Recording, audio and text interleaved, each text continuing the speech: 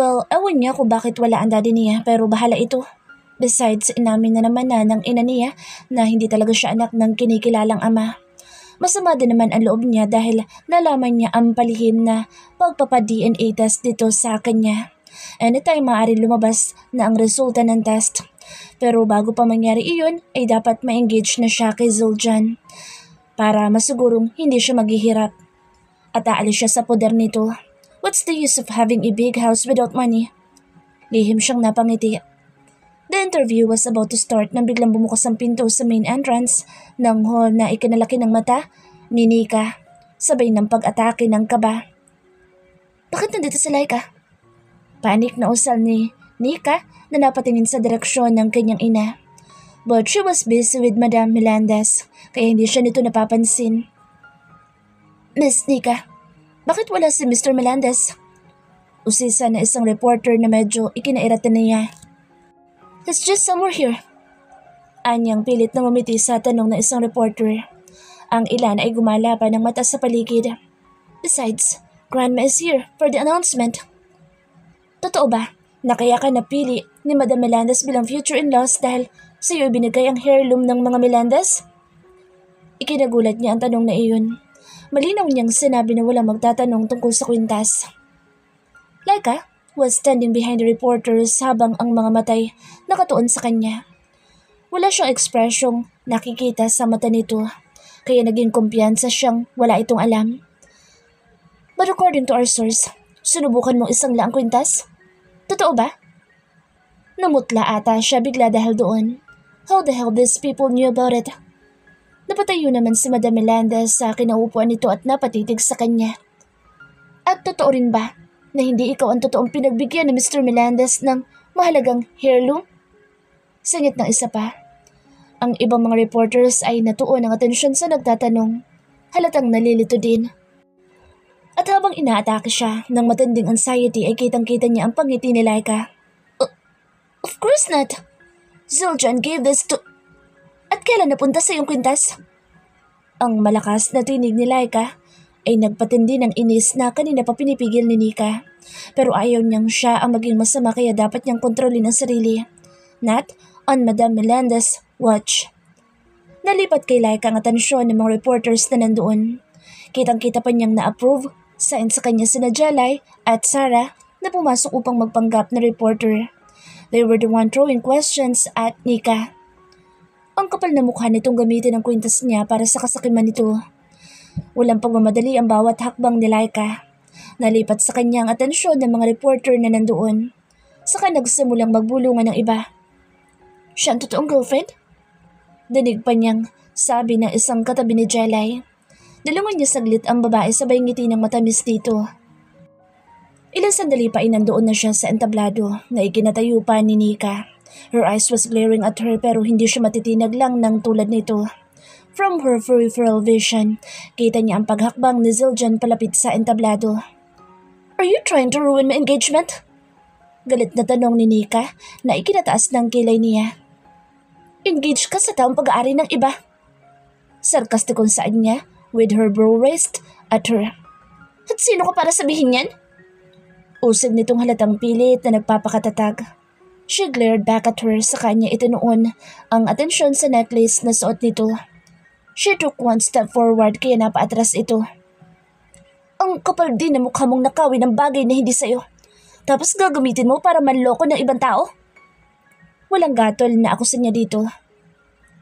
Ano ba sinasabi mo?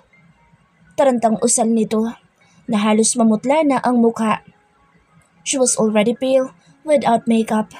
Pero kahit may light makeup ito, na malamang sinadya nito para hindi ito magmukhang maldita sa paningin ng iba, she was obviously losing her color in front of the crowd. Laika, huwag mo sirain ang engagement ng anak ko! Dinig niyang sigaw ni Nicole kaya binalingan niya ito sabay taas kilay. Sorry, pero wala akong planong sirain ang engagement ni Nika. I just came to get my thing mula sa babaeng ito. Ang pagkuha ng bagay na hindi mo pag-aari ay hindi maganda. Mariin at mabalasik ang tingin na ibinigay niya kay Nicole. But she noticed how Madame Melendez was looking at her in awe and shock. Kitang-kita niyang napakapit ito sa may edad ring babaeng katabi nito. Bago niya binalingan si Nika, ay walang babalang hinilan niya ang necklace na suot nito. Dinig niya ang iba't ibang reaksyon ng mga audience nila. "Walang hiya ka, Laika!" Sigaw ni Nika. Sabay angat ng kamay upang sampalin siya pero hindi dumapo ang kamay nito sa mukha niya dahil hawak na ni Zildjian ang pulsuhan nito. "How dare you lie to my face? Naalala ko na lahat." Tiimbagang nasaad ni Zildjian dito. "This woman here stole something to someone at ginamit niya para maloko ang lola ko." Malakas na wika ni Zildjian sabay baling sa mga nandoon.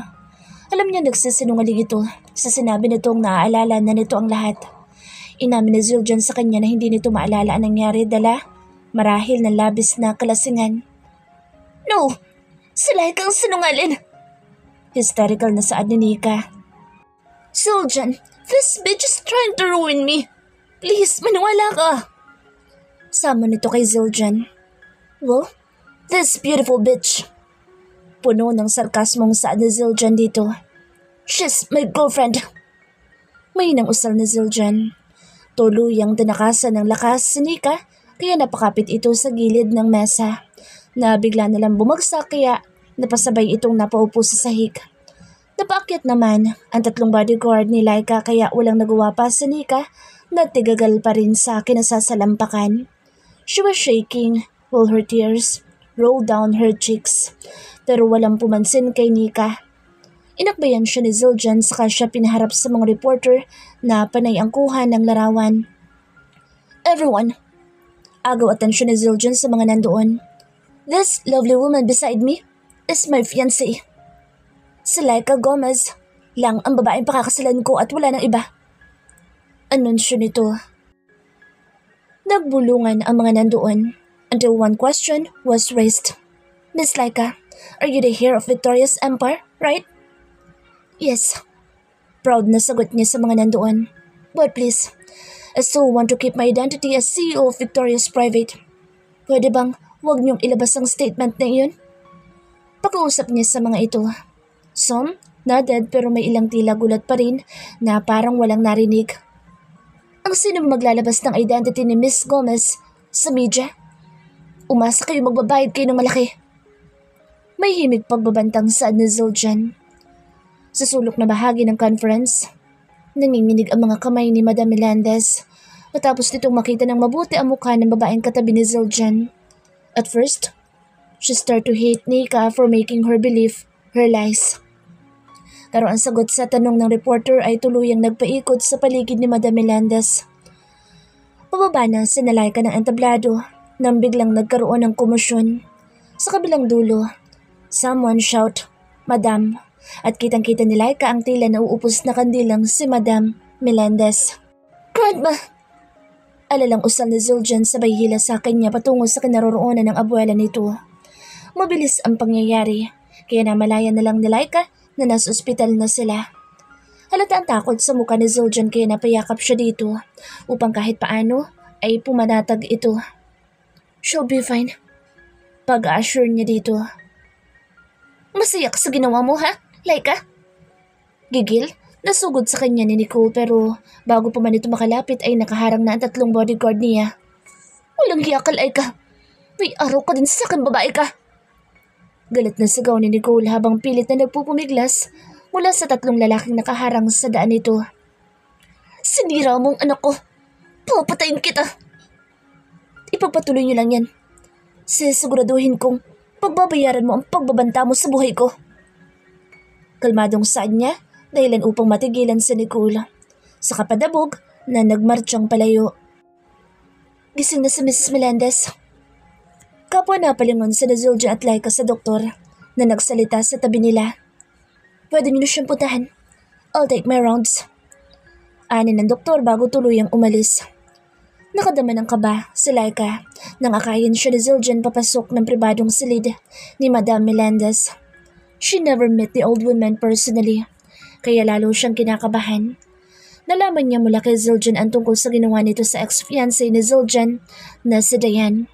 Siyempre hindi siya magiging interesado sa pera nito kapag hindi siya nito nagustuhan para sa apo nito. Pero sana na may matanggap siya ng matanda. May kabang dasal niya. Babe, hindi ko makain ng tao sa grandma. Sigurado magugustuhan ka niya. Ani Zildjian na halatang kumalma. Nasa magandang balita ng doktor. Pagpasok pa lang nila, ikinagulat niya nang makita niyang umiiyak si Madam Melendez habang inaalo ng matandang babaeng katabi nito. Bakas ang labis na pait sa mga mata nitong napakalamlam. Saka ito nag-angat ng tingin sa kanila.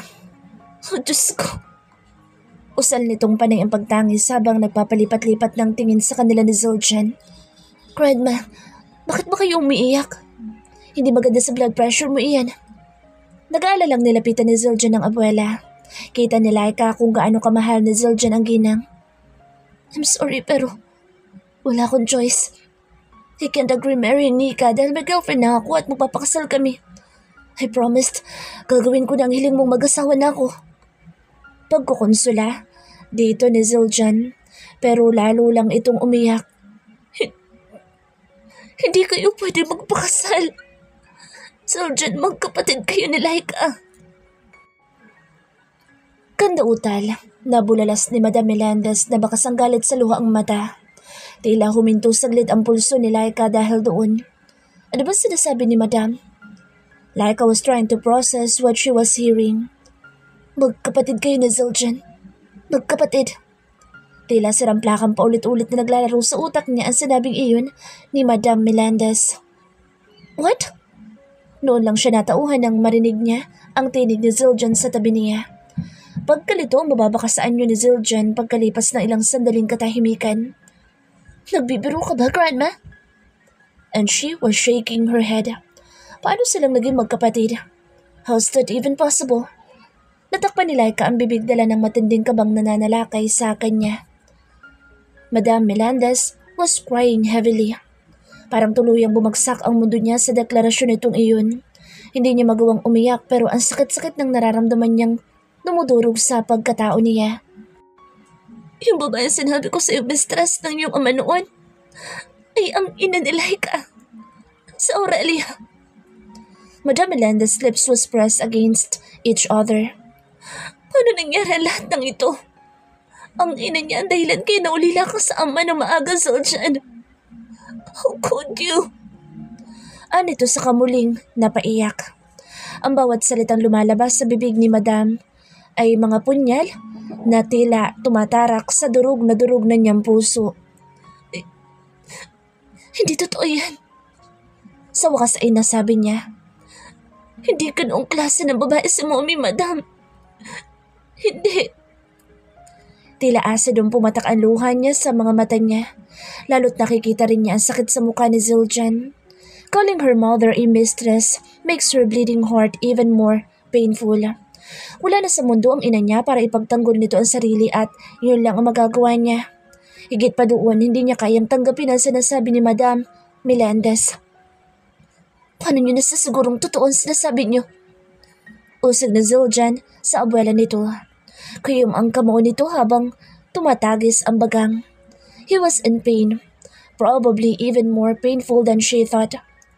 They've been sleeping together for more than 4 years now. Saka sasabihin sa kanila na magkapatid sila ni Zildjian? Magagawa ba talagang magmahalan na magkapatid? Kahit hindi sila magkakilala bilang magkapatid, hindi ba dapat hindi nila nagawang pagnasaan at mahalin ang isa't isa? Nakalimutan mo bang umalis ang ama mo para lang puntahan ang babae niya noon, Zildjian? Naulila ka sa ama dahil sa ina ng babaeng yan. I lost my child because of that woman. Ang kaninang impit na pag-iyak ng ginang ay naging malakas na hagulhula at kitang-kita niya sa nalalabo niyang mata ang kalituhan sa mukha ni Zildjian habang napapasabunot ito sa buhok nito. Sabay sigaw ng malakas na parang yun lang ang paraan nito para kumalma. Gusto niya itong yakapin pero tila siya tuod na nakatayo lang doon. Hindi na niya halos maramdaman ang sarili niyang katawan. Only those pain keep striking her heart. Ang kaguluhang iyon sa utak ni Laika ay tuluyang nagpaikot sa pakiramdam niya. Hanggang sa unti-unting nagdilim ang paligid niya. Laika! Sigaw ni Zildjian na tarantang masalo nito si Laika na bigla na lang tila nauupos na kandilang napapikit sa tabi niya. Despite everything, he was still aware of Laika's every move. Mabilis niyang binuhat ito at inihiga sa bakanteng kama sa gilid ng abuela niya. Kaagad namang kumilos ang natutulang si Manang Nerissa upang tumawag ng doktor na mabilis namang dumating. Ano nangyari sa kanya, Dok? Panik na tanong niya sa doktor habang ginagamitan ng stethoscope si Laika. Run, i-blood test on her. Utos ng doktor sa nurse na kaagad namang kumilos at lumabas na. Is she your wife, Mr. Melendez? Baling nito sa kanya. Yes. Walang alinlangang sagot ni Zuljan sa kabila ng sinabi ng abuela niya. Para sa kanya, Laika is more than his fiancée. She is his wife. Well, her pulse tells me she's pregnant. And I haven't been wrong with pulse reading. But I will still make sure through blood test. Maluwang ang ngiting saad ni Dr. Santos na nakapagkamay pa sa kanya. Dapat ay nagtatatalon siya sa tuwa. He earnestly wanted to have a child with Laika pero ito ang nangyari kung kailan posibleng buntis na ito. Kaya napupo na lang siya sa gilid ng kama nito. Apo, may nang usal ni Madam Melendez sa nakayukong Zuljan. Kita na matanda ang panginginig ng kuyom na kamao ng kanyang apo. I'm sorry. Dapat matagal ko na sinabi. This is all my fault. Kung inalam lang niya ang totoo, noon pa man sana nagkakilala na ang dalawa bilang magkapatid. Baka hindi umabot sa ganoon ang lahat. Pero hindi niya kayang tanggapin ang anak ni Aurelia dahil ang babae ngayon ang dahilan ng kamatayan ng kanyang nag-iisang anak. Bakit ganoon kalupit ang tadhana sa pamilya niya? Ang apong matagal na niyang hinahangad mula kay Zuljan ay magmumula pa sa stepsister nito. Nagising si Laika sa namimigat na talukap ng kanyang mata. Tandaan niyang nagdilim ang paligid niya bigla kanina. Nasapo pa niya ang ulo pero kaagad din siyang natigilan nang makitang dextrose sa kamay niya. Mag-isa siya sa silid nang igala niya ang mata sa paligid. Saka muling napatitig sa puting kisame. Umaasa siyang makita si Zuljan pero nabigo siya. Kailangan niya itong makausap ng maayos dahil wala silang choice, kundi ang tapusin na lang ang lahat. Pero ang isiping iyon ay muli na namang nagpakirot sa dibdib niya. Kasabay ng pagtulo ng luha sa pisngi niya. Maras niyang pinahid iyon. Since when she did become too emotional? At wala na siyang lakas para harapin pa si Zuljan nang hindi siya masasaktan. At yun na rin ang mas makabubuti para sa kanila. Ang tapusin ang lahat. Masaganang umagos ang luha ni Laika dala ng pait na nalalasahin niya. Dala ng pag-iyak ay hindi niya napansin ang pagbukas ng pinto. Nagulat pa siya na mag-angat siya ng tingin. Ang mapait na ngiti ang sumilay sa labi ni Zuljan nang makalapit ito sa kanya. Inangat nito ang dalang fruit basket, trying to smile at her. Hindi niya mapigilang makadama ng guilt, dala ng sakit na nakikita niya sa mata nito. She knew it wasn't her fault, pero ang ina niya ang dahilan ng lahat kung bakit sila labis na nasasaktan ngayon. Saglit silang walang magawang sabihin sa isa't isa, dahil ang nais niya ay yakapin si Zuljan upang mawala ang sakit na nararamdaman nila.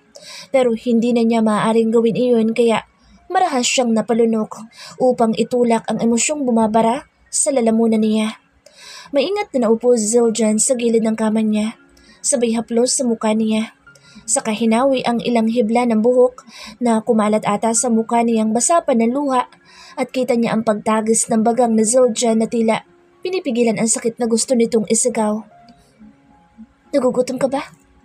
Maya-maya saad nito. Malalim ang malungkot na boses nitong nakatitig sa mukha ni Laika. Namumula din ang mata nitong halatang umiyak. Hindi. Oo. She paused. Magpapasundo kay Jules. Doon mo na siguro ako sa... Babe, you are... Please don't call me. Siya naman ang kusang binitin ang sasabihin, dala ng pagpiyok ng boses niya. Lahat... Mas mahihirapan lang tayo pareho. Kailangan natin tanggapin. Paano? Paano ko tatanggapin ni stepsister ko ang babaeng mahal ko? Ang babaeng ina ng anak ko. Hindi ganun kadali yun. Kuyong, ang kamaong saad nito pero ang atensyon niya ay napunta sa sinabi nito tungkol sa anak. You're pregnant, babe. Dapat nagsaselebrate tayo pero... Lang iyan naman. Impit na napasigaw ito na nagpainit ng lalamunan niya kaya marahil siyang napapikit sabay tikom ng bibig. Ano bang sasabihin niya? At buntis pa siya ngayon. Wala sa sariling napahawak siya sa tiyan niya. Oo. Muling nagunahan ang lahat sa mga mata niya. I'm sorry. Babe, it's not your fault. Wala tayong kasalanan. Tarantang pag-alon nito sabay pahid ng luha niya. Hindi natin kasalanang minahal natin ang isa't isa. Pangungumbinsin nito sa kanya. Kaya napatango siya dito. She's going to keep the child.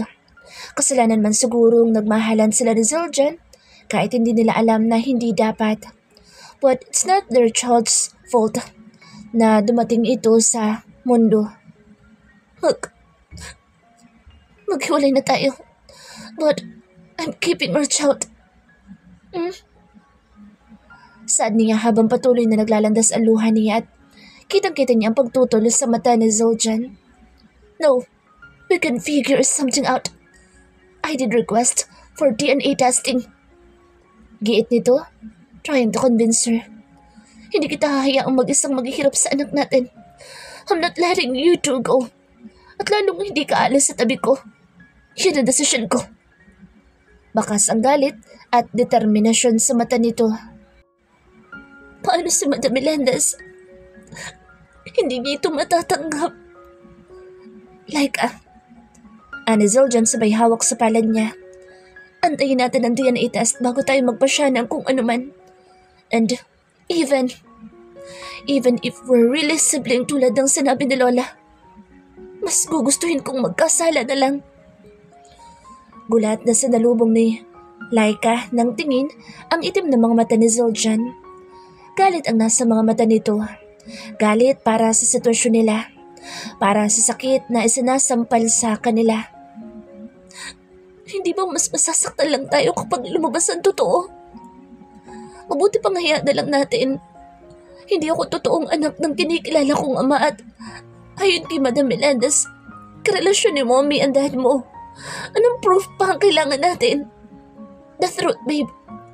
Pero kahit ano pa ang katotohanan, harapin natin magkasama. I won't let you go. His words bring even more pain in her. Kaya napatango na lang si Laika dito. Kahit ang totoo ay natatakot siya sa maaaring mangyari. What if other people found out about them? Kahit magpakasal pa sila ni Zildjian, they will be judged by people who knew the truth. Lalo na ang abuela nito. At hindi tamang isakripisyo ni Zildjian ang relasyon nito sa abuela nito para lang sa maling pag-ibig nila para sa isa't isa. Alam niyo kung gaano nito kamahal ang lola nito. Tulad ng kung gaano niya ito kamahal at handa siyang masaktan. Boss, napaangat ng tingin si Felix mula sa binabasa libro dahil sa tawag na iyon. Dumating siya kagabi sa bansa nang sa wakas ay pumayag ang doktor niyang ma-discharge na siya. Hindi pa siya bumangon para makapagpahinga ng husto. Pahinga ang higit niyang kailangan para humaba pa ang buhay niya. How's everything? Baliwalang saan niya kay Jules. Nagkakagulo pa sa press con ng matandang Melendez kahapon. Seryosong saan nito na umagaw ng atensyon niya. Jules update him everything about Laika. He needed to be updated about Laika.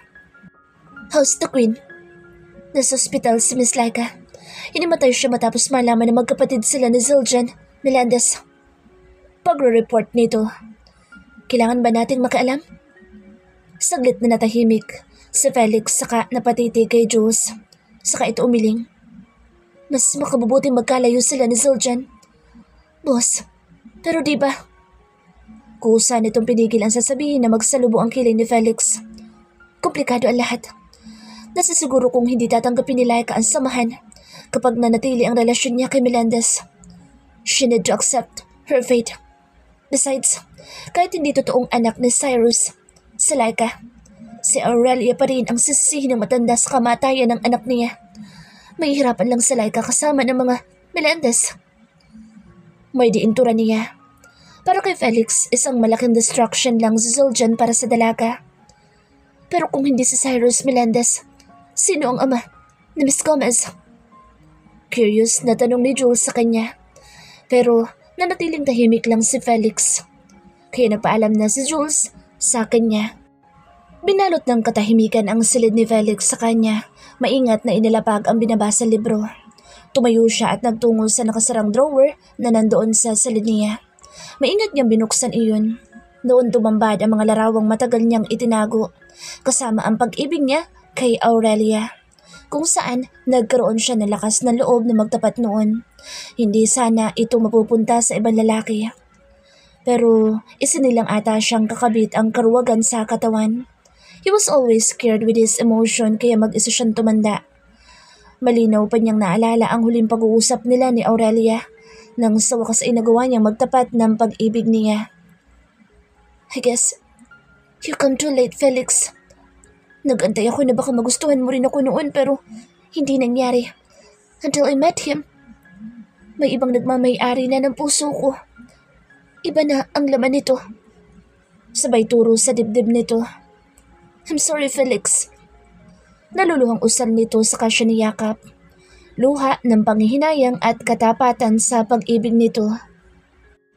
Bakit hindi ako ang pinili mo nang mawala ang lalaking yun? Nakuyom ni Felix ang kamao. Sa kadinampot lang ang larawan na nasa harap nito. There were 3 people in the picture na may masayang ngiti sa mga labi. Si Aurelia, Cyrus, at ang lalaking umagaw sa puso ng babaeng mahal niya.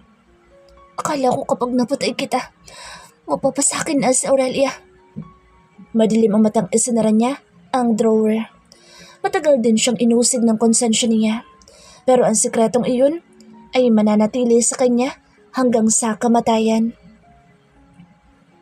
Miss, nasaan ang pasyente ko? Panik na tanong ni Zildjian sa nurse na nakasalubong niya. Umuwi siya dahil nagpakuha ng damit si Laika. Natapunan kasi ng orange juice ang damit nito pero pagbalik niya, wala ito sa silid. Hinanap niya si Laika pero wala ni anino nito kaya labis siyang kinakabahan. Umalis na ho, sir. Nagpa-discharge na po si Miss Gomez. Ano? Gulantang na tanong niya. Mabilis siyang tumakbo patungo sa lift habang idinadial ang numero nito. Pero paulit-ulit na operator lang ang naririnig niya. Gigil na nahampas niya ang pader ng lift. Umasa siyang dumaan ito sa unit niya pero katahimikan lang ang sumalubong kay Zildjian.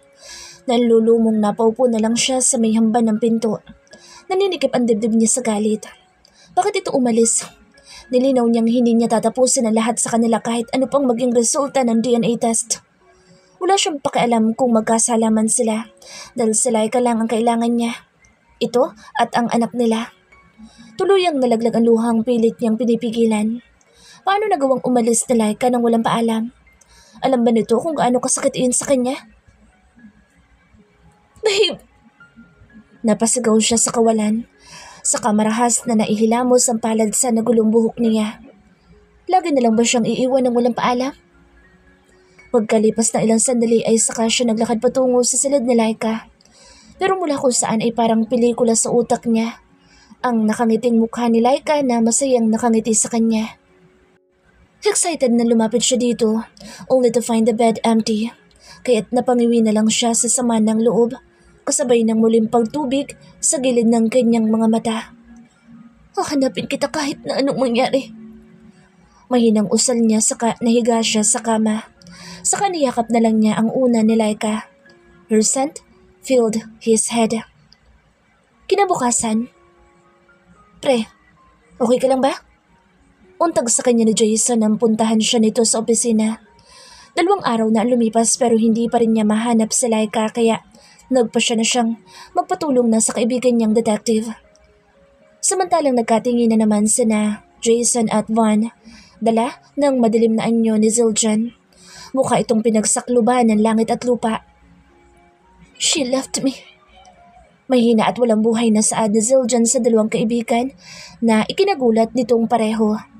Ha? Bakit? Nag-away ba kayo? Sunod-sunod na tanong ni Jason.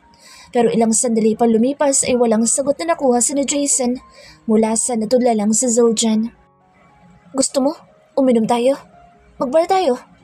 Alok ni Von na pinasigla ang nakakabagot na mood sa opisina. Hindi, kailangan kong hanapin si Laika. Formal ang wala ekspresyong saad ni Zildjian. Bumakas ang pait sa mata nito sa pagbanggit nito ng pangalan ni Laika. Awa naman ang nararamdaman ng dalawang kaibigan ni Zildjian para dito. Nagsanyasan pa ang mga ito pero sa huli ay nanahimik na lang. Bantayin na lang natin. Baka maulit na naman noon na nag-drive siyang lasing na lasing. Ani Von, nang makaalis na sila sa opisina ni Zildjian. Noong inabando na kasi ito ni Diane, noon sa araw mismo ng kasal nito. Ilang buwan ding nagpakalango sa alak si Zildjian at kapag nalalasing na ito, nagmamaneho ito ng walang direksyon. Tanda pa nila ni Jason na muntik na itong maaksidente sa motorsiklo, dala ng labis na kalasingan. Buti na lang nasundan nila ito dahil kung hindi, baka matagal na itong namatay. At sa itsura nito, alam nilang mas matindi ang problema nito ngayon. Pero kailangan pa nila itong lasingin para lang magsalita. Kaya inaya sana nila ito, pero madiin ang pagtanggi ni Zildjian kahit na mukhang kailangan na nito ng alak. Ano bang nangyari kasi? Buti pa, tanungin mo yung ex mo. Utos niya kay Von ay kinangisi nito. Pero ikaw tumawag. Hindi papansinin ng babaeng yun ang tawag ko. Naiiling na saad ni Von. He was trying to get back his ex pero mukhang malabo na magkabalikan ng mga ito. Matigas pa sa yelo ng Antarctica ang puso ni Sarah. Tulad ng inaasahan, pumayag naman si Sarah sa imbitasyon ni Jason pero napasimangot kaagad ito nang makita si Von. Kaya imbes na sa tabi ni Von, ito maupo. Siya ang siniksik ni Sarah sa upuan. Sabi mo, wala ang kumag na to. Biglang dumating eh. Pagsasinungaling na sagot ni Jason. Medyo may pagkabrusko kasi ang dalawang babaeng kasama nila. Si Jelay naman ang katabi ni Von sa upuan. Sabihin niyo nga, nag-break na ba si Laika at Zildjian? Mukhang namatayan yung kaibigan namin eh. Ani Von na kay Sarah nakatingin na mukhang kinagulat din ng dalawa. Bakit? Si Jelay na nakatitig sa mukha ni Jason sabay taas ng gilid ng labi. Napailing si Jason. Hindi niyo rin alam kung ano nangyari sa dalawang iyon? Muling usisa ni Jason. Laika is not the type to talk personal problems with us. Masyado siyang secretive. Paliwanag ni Sarah. Kahit gaano pa kahirap at kabigat, susuluhin niya ang problema niya kaya nga para kami mga detective na nag-iimbestiga sa mga iniisip niya. Pero baka alam ni Sandro. Biglang swestyon ni Jelay. Kaso nga hindi na siya nagre-report sa office. Wala akong contact noon. Ani Sarah na napaismid na nang magsalubong ang mga mata nila ni Von. Pero ngumiti lang si Von dito. Feeling mo, ikinugwapo mo yung ngiti mong yan? Singal nito kay Von na ikinatawan nila Jason at Jelay. Kaya napasimangot na lang si Von.